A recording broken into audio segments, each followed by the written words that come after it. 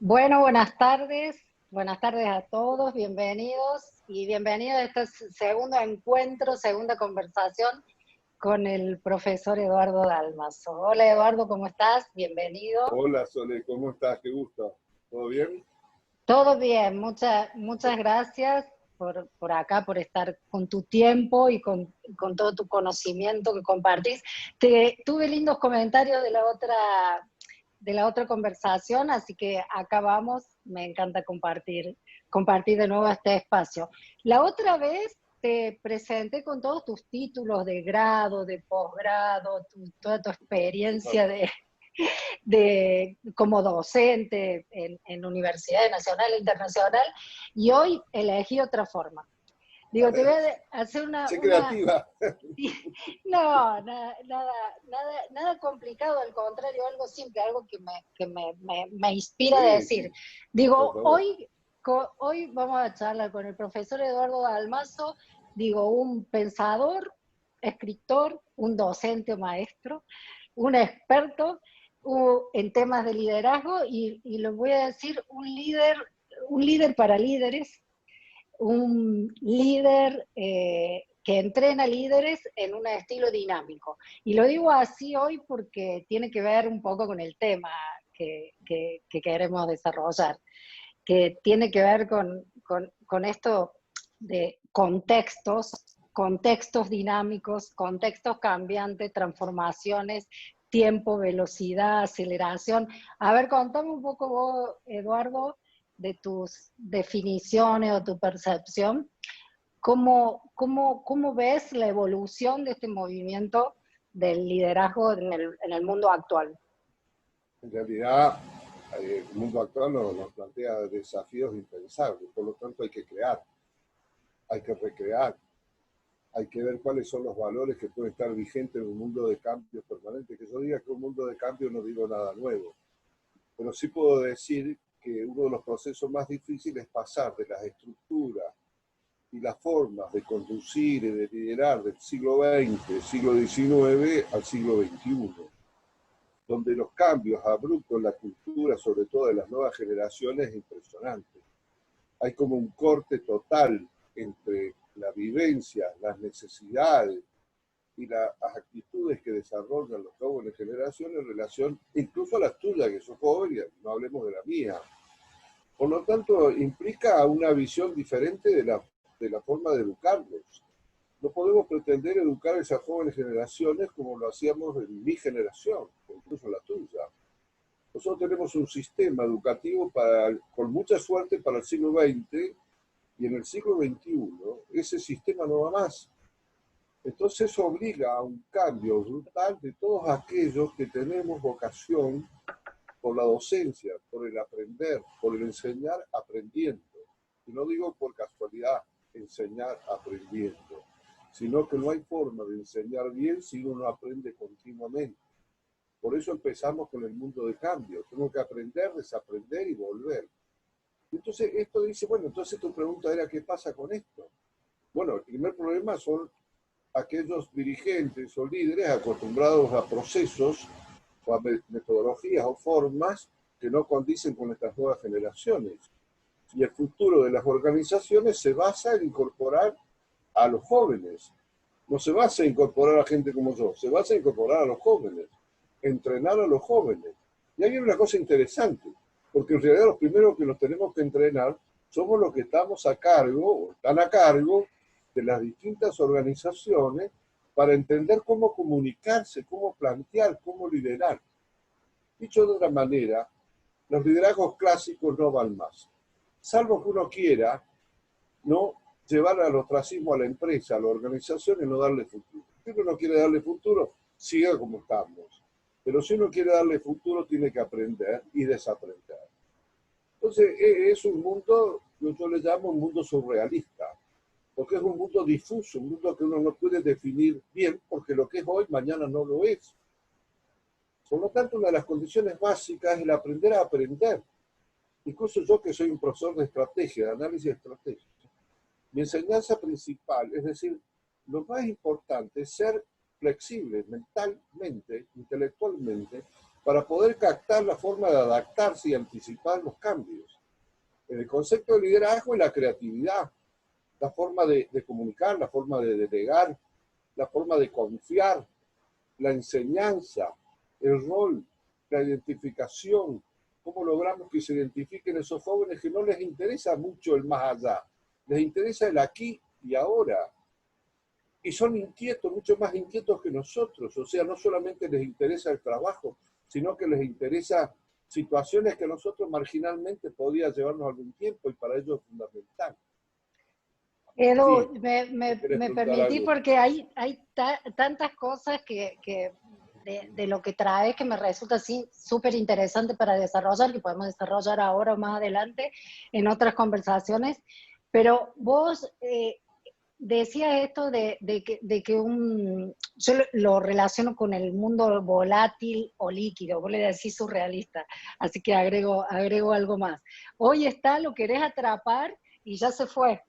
Y entonces ir acomodándonos, adaptándonos a eso. Y cuando vos mencionas los jóvenes y generaciones anteriores que están liderando a estos líderes, por eso te presenté así, para mí sos un líder que lidera líderes en contextos dinámicos, porque veo que te adaptás, está eso expresado en tus escritos. Aprovecho para recomendar el blog de Eduardo, Miradas Políticas y otros enfoques, ¿lo dije bien? Gracias, lo dijiste Que hay perfecto. unos artículos súper interesantes, yo me quedé reenganchada ahora con uno, estoy estudiando, lo leo y lo releo, que es esto del liderazgo en mundo de redes, me encanta. Y cuando vos decís esto de las generaciones y vos desde tu lugar preparándolo a los jóvenes nuevos, también hay como a ver cómo decirlo, como que se va transformando el liderazgo intergeneracional. Y eso sucede, y te lo traslado en las empresas, sucede cuando pasa de generación a generación. Y es un tema apasionante porque no significa que un liderazgo que ha sido efectivo en un momento y ha traído ciertos y determinados resultados no pueda evolucionar o transformarse o aprender a ser de otra manera en este mundo. Por eso, vos mencionaste también algunas características, ya adelantándote un poco a lo que te quería indagar, que tiene que ver con esas competencias o habilidades, no solamente técnicas, sino un poquito más que tiene que tener hoy un líder para insertarse en una organización dentro de este mundo líquido. ¿Cuáles otras destacarías? Dijiste creatividad, yo te he leído de hay pensamiento un tema crítico. clave en la proyección de cambio en las organizaciones y la empresa a partir de lo que vos señalas que el mundo cambia. Eso implica que los líderes del futuro, que puede ser vos, por ejemplo, vos estás en una empresa familiar, tu generación, ¿verdad? Tiene que definir qué es lo que quiere de los jóvenes y cómo va a contribuir a esos jóvenes. No que solamente pedir, sino cómo va a contribuir. ¿Cómo va a contribuir a educarlos? ¿Cómo va a contribuir a estimularlos? ¿Cómo va a contribuir a desarrollar sus talentos? En mi experiencia docente, todos tenemos talento. El problema más serio es que no lo hemos descubierto por modelos mentales rígidos, por sistemas educativos que no permiten darnos cuenta de lo valioso que somos todos.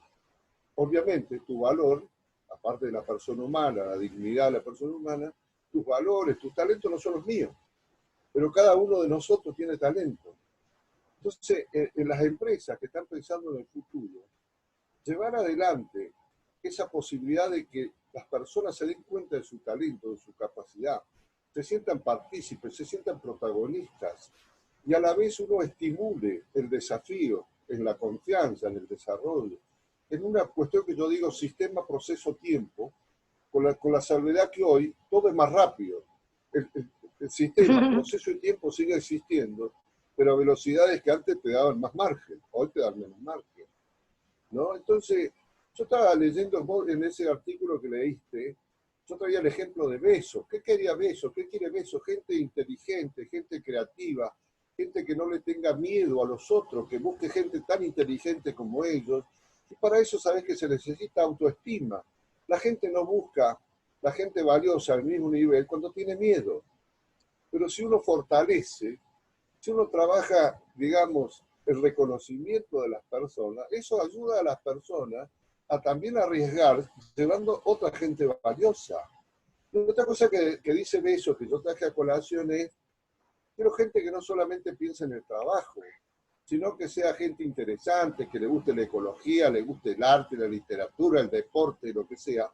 Porque fíjate lo que dice, se trabaja muchas horas y por tanto es importante recrear en el ambiente de trabajo condiciones de interés que contribuyan a la eficiencia laboral, pero que también contribuyan a sentir el placer de estar en ese ámbito.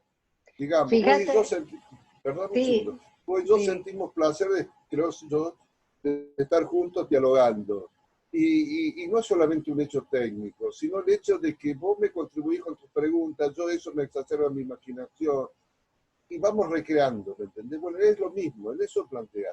Sí, Entonces, que es haya algo muy bueno. más, Perdón. algo más.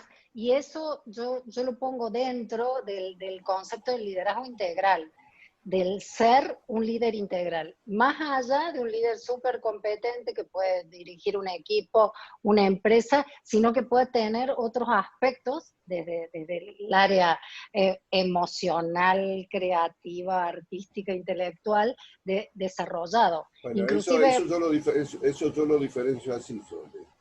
Uno puede ser un jefe eficiente, lo cual implica dominio de algún campo, de algún proceso.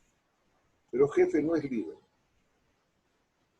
El jefe puede ser eficiente y respetable. Uno dice, no, pero fulano o fulana, mira, hace muy bien las cosas. El liderazgo tiene ese más, esa cuota que es estimular lo mejor de los otros. Y al estimular lo mejor de los otros, la productividad y los resultados son increíblemente superiores. ¿Por qué? Porque los otros se identifican y se reconocen en su propia capacidad. No son, digamos, cumplidores de procesos, son desarrolladores de procesos, de modificaciones, de encontrarle soluciones que si no lo encuentra ese jefe, no lo encontraban, pero si el jefe se transforma en líder, su gente transforma, hace la transformación. Es un cambio radical, ¿no? y como vos lo describís, a mí me viene la imagen de como un proceso expansivo, que no es solamente el líder ahí compacto con todas sus competencias, que puede ser muy eficiente y obtener resultados productivos para la organización, sino aquel que es capaz de generar esa ola a su alrededor y a hacerlo expansivo basado en algo que es para mí, bueno, desde el coaching y desde lo que nosotros llamamos hoy el gerente líder coach, basado en el fenómeno o en la emoción de la confianza, ¿no? Y que genera esa autoestima, la autonomía y el trabajo Bueno, cooperativo. es muy gracioso lo que vos decís, gerente líder todo, porque en realidad creo que hay un darse cuenta que lo que realmente importa es la generación de líderes que tengan en vista, que pueden tener defectos, no hay líderes perfectos, pero el líder como tal es un motivador y persuade. Y para persuadir a las nuevas generaciones hay que entenderlo. Por otro lado, este mundo cambiante, vertiginosamente cambiante, obliga a reaprender y desaprender permanentemente. Entonces, hasta no es solamente un concepto de trabajar por la dignidad de las personas. Trabajar por el futuro de las organizaciones significa reconocer esa capacidad, esos talentos de las personas, porque ellos van a ser tan importantes para poder sostener, reaprender rápidamente y que las organizaciones puedan competir increíblemente. Por eso te decía, sistema, proceso, tiempo, sigue siendo, pero a una velocidad increíblemente más rápida que lo que fue, digamos, cuando tu padre organizó y desarrolló la empresa que ustedes conocen hoy. Por El, ejemplo, ¿no?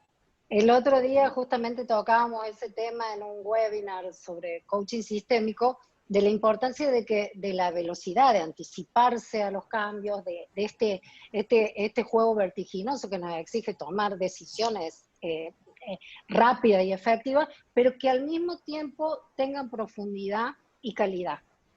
Entonces, esas son las dos, yo digo, las dos caras de las habilidades del nuevo líder.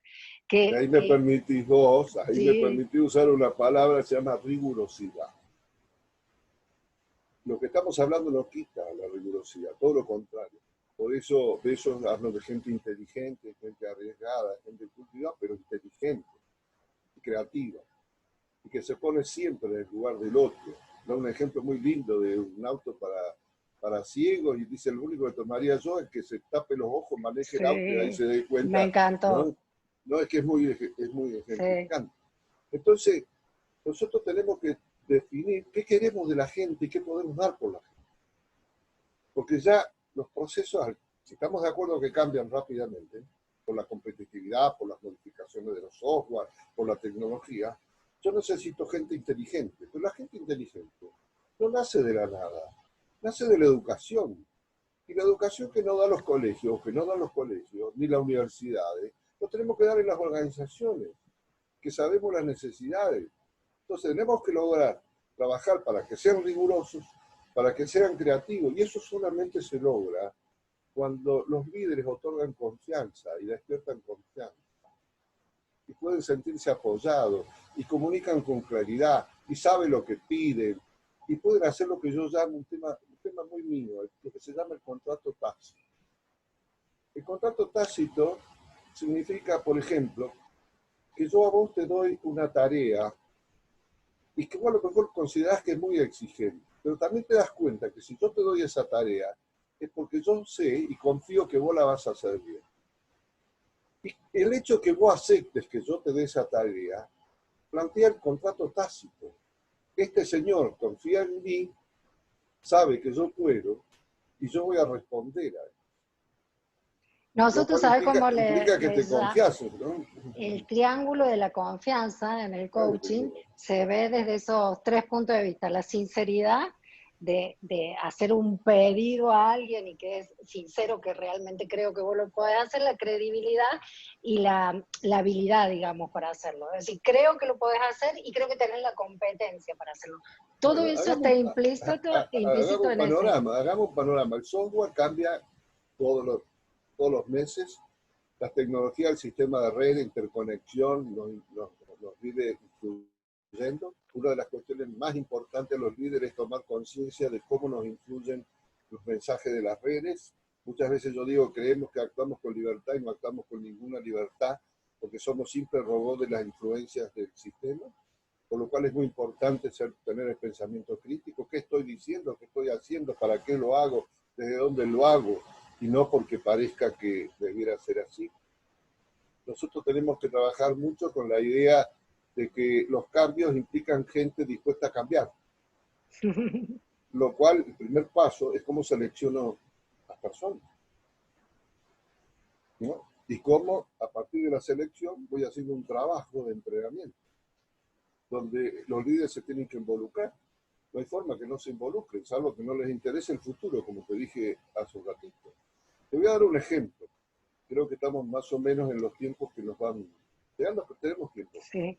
Fíjate que yo doy un ejemplo que me entusiasma de un filósofo que se llamaba Bauman, un polaco que terminó dando clases en Inglaterra. Bauman dice que la educación tradicional se parece a cómo se proyectaban los misiles originarios. ¿Lo leíste? El misil tenía un destino, un objetivo, porque los blancos no se movían. Y la efectividad de ese misil dependía de la calidad de la pólvora, de la energía, la trayectoria. Pero ese misil va quedando obsoleto porque ahora los blancos se mueven, no hay un blanco rígido. Claro, antes iba ahí y ¡pum! iba al Y punto. si estaba bien Estaba bien diseñado, bien dirigido, fabricado, sí. estaba. Pero ahora se mueven. Entonces, la primera etapa de ese movimiento, bueno, entonces uno mueve el proceso, digamos, para que el misil se corra. Pero siguiendo con la velocidad de los cambios con los cuales iniciamos esta conversación, no me alcanza con que yo, digamos, el que voy a generarle el disparo, mueva el eje para disparar a otro lugar, sino que el propio proyectil tiene que ser capaz de De modificar anticiparse, y tomar decisiones. Bueno, ese es un ejemplo tal cual. extraordinario para Sí, plantearnos qué necesitamos hacer en las organizaciones. Pero además, en la medida que enriquecemos el capital humano, enriquecemos a las propias personas y enriquecemos las posibilidades de la organización. Esto es fascinante, porque además no hay otra. Cuando yo hablo del mundo surrealista, es porque es imposible de tomar. Dice, está la pintura realista, donde yo, por ejemplo, te pinto a vos tal cual soy. La surrealista, lo que pinto es las sensaciones, ¿no? Y vivo un mundo de sensaciones, además de una velocidad increíble en el diseño, ¿no? Qué sé yo, hay empresas como Zara, donde los cambios de diseño, la definición son brutalmente rápidos, y eso hace a su diferenciación. Ahora, el líder de Zara no lo hace él. Él ha generado las ideas y ha proyectado en su gente la capacidad, la inteligencia, la creatividad para poder sostener eso, ¿no? y no solamente eso, ha generado una articulación entre todos los componentes necesarios para llegar a ese resultado. Obviamente, Digo, obviamente. la articulación entre las competencias específicas, científicas, técnicas y tecnológicas y las competencias y Por, las habilidades por eso, Soleula, humanas. por eso yo siempre hablo de que un líder excelente es como un buen maestro. Entonces dice, no, pero no somos maestros, no, pero yo no soy maestra, soy responsable de capital humano en la empresa. No, no, uno donde esté puede ser un buen maestro. ¿Usted qué es un buen maestro? Una persona muy autoexigente, o sea, que está aprendiendo, desaprendiendo, que nunca se compone. Una persona exigente, porque si cree en las personas, les exige, porque sabe que tienen talento, sabe cómo exigirles, cómo impartir. Es una persona que sabe establecer las diferencias, ¿no? Entre unos y otros. Yo no podría exigirte la misma forma a vos que a lo mejor a tus hermanos. Sí, al mismo nivel de exigencia, pero diferente en la forma, el cómo, el qué, ¿no? Y sobre todo, siendo autoexigente, exigente, que ya determina un buen jefe, en los términos que hablábamos antes de eficiencia, cuando esa persona es generosa y el que está del otro lado se da cuenta que esa persona te da todo, ahí estamos hablando de una respuesta inclusive increíble de la gente hacia ese líder. Por eso había puesto la alarma para el tiempo, ¿no? Por eso hablo de que un buen líder es un buen maestro. Aprende permanentemente, se da cuenta de lo que tiene que desaprender, busca los talentos, enriquece o facilita el desarrollo de los talentos, plantea confianza, fundamental. Imaginémonos un equipo deportivo, ¿qué es lo que hace un coach? Vos que te gusta la palabra coach, darle confianza a partir de qué, a partir de las características de cada Pero uno. fíjate que me encanta el ejemplo que traes del coach deportivo, porque justamente así aprendemos en el coaching sistémico el rol del coach y un buen líder. Viste que el técnico o el coach se mantiene fuera de la cancha, está acompañando, pero no se mete a jugar el juego operativo, que es muchas veces en el error en que caen los líderes, ¿no? De cumplir el rol de cada integrante Bueno, del eso es equipo. parte de la, Entonces es eso para parte mí de la, fue súper revelador, ¿no sabes? Bueno, lo pongo en práctica cada vez en una sesión de que coaching eso es cuando parte del sé que aprendizaje esencial. Yo como maestro, pongamos la labor docente, no hago las tareas de los alumnos, pero mi tarea es facilitarles que ellos encuentren el un mejor facilitador. camino en función de cada uno. Pero yo tengo que conocerlos, yo no puedo guiar a quienes no conozco. Y entonces vos me podrías decir, bueno, en la organización es grande, uno no puede conocer a todo el mundo. Y ahí mismo vuelvo a besos.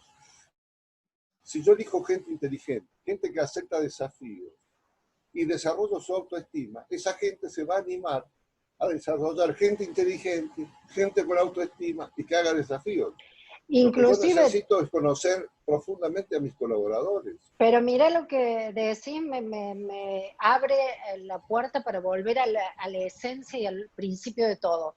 Vos mencionaste que la importancia es la selección, y acuerdo con eso, fundamental. Y cuando vos tenés una empresa, muy grande o de muchas personas, que va a decir no podés conocerlo todo, fíjate que si pones foco en la selección del personal, Claro, en sus valores, los vas a conocer de entrada. No así hace es. falta que Y le eso es conozcas el inexcusable. detalle. Y eso es inexcusable. Mira, Ese cuando están esa es alineados los valores, esa es la saben. raíz. Esa es la raíz. Mira una anécdota que por analogía viene al caso, ¿no? Yo era asesor de un banco, en realidad era gerente, manejaba la organización de un banco.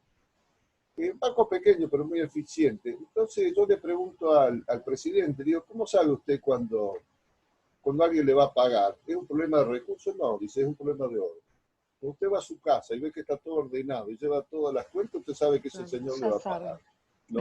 Bueno, cuando usted en la selección ha tomado el tiempo necesario para evaluar los valores, para ver la cultura que trae, y a partir de esa cultura saber qué es lo que puede potenciar y qué es lo que uno tiene que trabajar, el camino es hacer más. Sí, inclusive las decisiones, los valores, bien claro, guían las decisiones generales en la organización y si Así es. compartimos los valores vamos a hacerlo en la misma tendencia, A- con sus matices, pero está claro por dónde va la decisión. Y está claro también digamos, es previsible el resultado. Con, bueno, los márgenes de errores, porque estamos hablando de humanos, que estamos, como vos decís, aprendiendo y reaprendiendo todo el tiempo. Y esto creo que también, esta conversación es parte de eso. no, ¿y Aprendernos sabes y qué? reaprendernos Así desde es. lo Y que nos eso implica, lo escuchamos. que acabas de decir implica evitar las fórmulas. La inteligencia implica abandonar las fórmulas para ir a la esencia. Y la esencia Sí. se va transmitiendo en la medida que hay interacción, hay reconocimiento, hay lo que dijimos aprendizaje. Entonces yo al olvidarme de la forma, retomo o llevo los valores adelante y hago los análisis o estudio en función de lo que se va a experimentar. Entonces uno enriquece muchísimo más la capacidad de liderar. Muchas veces el error es caer en fórmulas. Entonces uno va encuadrando, ¿puedo hacer esto o no? No, la gente inteligente no cae, trasciende la fórmula.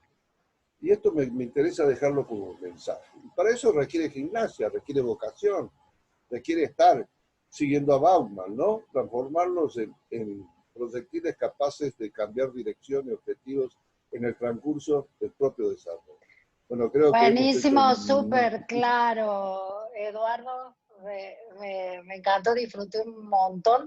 Todo lo mismo que he leído de tus artículos, digamos, transmitido ahora con tu energía, con tu entusiasmo. Espero que también los que escuchan esta conversación lo hayan disfrutado.